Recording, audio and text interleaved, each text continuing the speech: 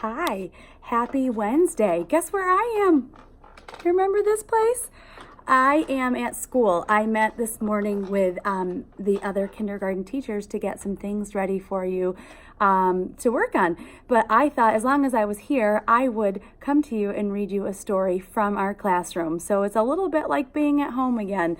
So I want to go back to this book. Remember, we were learning about symbols and about the United States, and one symbol that we didn't get to yet was the White House. So I'm gonna go here to the White House and read it to you. Now this has got a lot of little prints. I'm gonna turn it this way and read it, and then I'll turn it back around and show you the print. But it says, would you like to live in a big white house with 132 rooms, 28 fireplaces, 35 bathrooms, 3 elevators, a tennis court, a swimming pool, a movie theater, and an 18-acre yard to play in? If so, then you should run for president. So those are some of the things that the White House has. And the White House is where the President of the United States lives. And right now, our president is who? That's right, Donald Trump is our president right now. The White House is home and office for the President of the United States and his family. This grand building at 1600 Pennsylvania Avenue in Washington, D.C. is the most famous address in the United States. Every American president, except for George Washington, lived there. So have first ladies, first children, first pets, from parrots to ponies to puppies. So the president of the United States, his wife is called the first lady and his children are called the first children. So all of the presidents have lived there except for George Washington, and he was our very first president. Why do you think George Washington never lived in the White House? What do you think? I believe he didn't live there because it wasn't built at the time. If you remember when we read that story about George Washington, at the end it said he would ride his horse out and he would look out over the city that was being built, and that city was then named after him. So he was alive and watched Washington, D.C. be built, but the White House hadn't been built yet. So that's why he never lived there.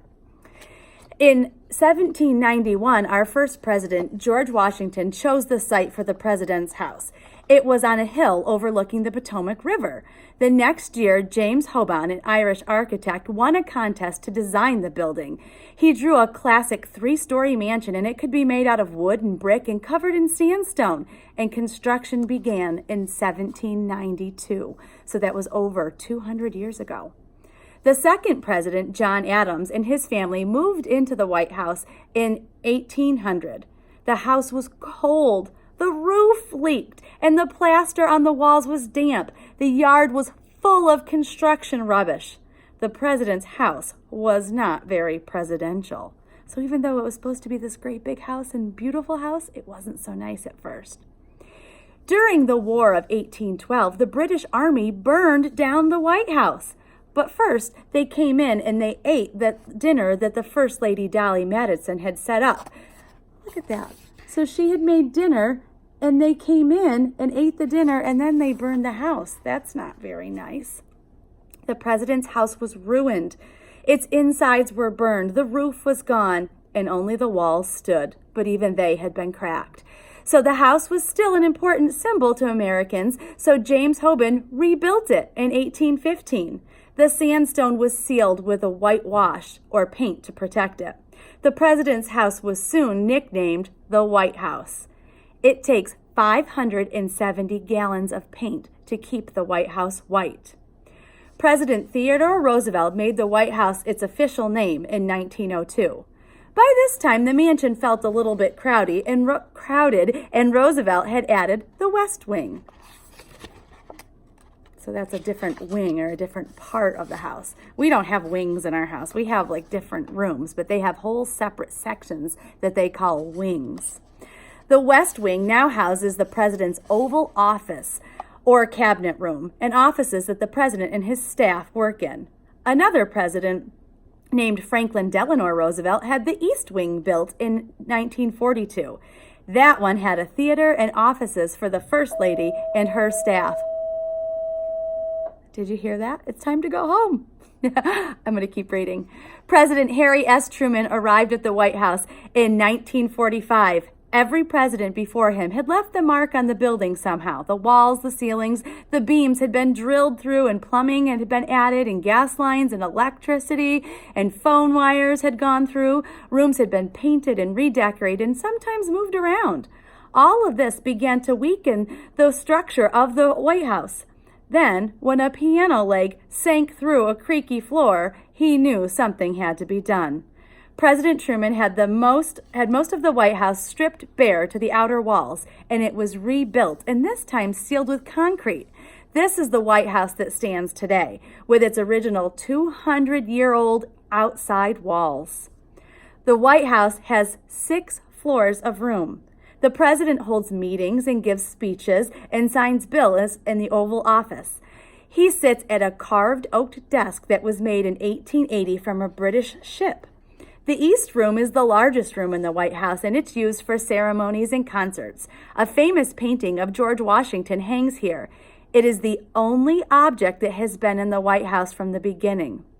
There's also a grand piano with carved golden eagles on each leg. Take a look there. There's the piano going through the floor there, and there's a picture of what the Oval Office might look like. Are you expecting 140 people for dinner? If so, the state dining room would hold them all. The green, red, and blue rooms are used by the president or the first lady to entertain guests. The walls of the green room are covered in green silk. So what do you think? What color do you think the red room is? Or the blue room? One look at the vivid colors on the walls and you'll see why the blue room got its name. The furniture and decorations from this room are based on French designs. The blue room is oval shaped and it has sapphire blue satin drapes and fancy wooden furniture that's painted gold. The first family lives in private rooms on the second floor. So there's another picture. There's part of the blue room and there's the state dining room. So you could have dinner with 140 people. All right, so that's all I have about the White House, but I want you to think about what you would do if you were the president. What would you change with the White House? What would you add to the White House? And do you think it would be pretty cool to live in the White House? I can't wait to hear what you think. I hope you're having a great day. I miss you all. I'm going to show you around the classroom again so you can just get a little peek. Look, things are kind of picked up and put away.